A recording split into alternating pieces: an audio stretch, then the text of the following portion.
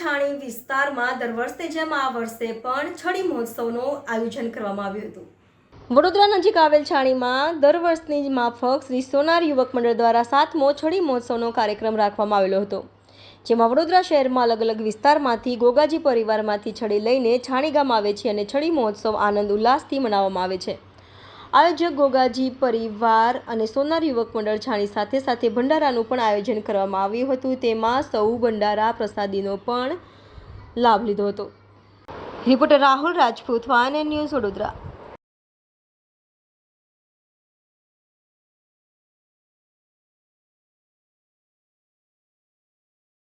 રીતે પ્રોગ્રામ રાખવામાં આવ્યો તો શું કહેશો છરીનો?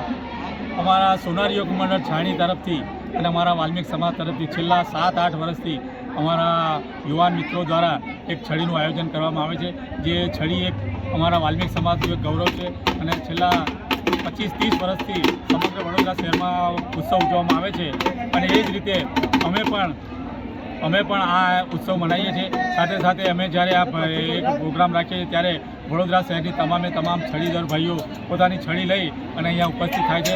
સાથે સાથે અમે લોકો તેઓનું સ્વાગત કરીએ છીએ અને અમારા છડીદર ભાઈઓ જે આવે છે એમને બ્રહ્મભોજન પણ કરાવે છે।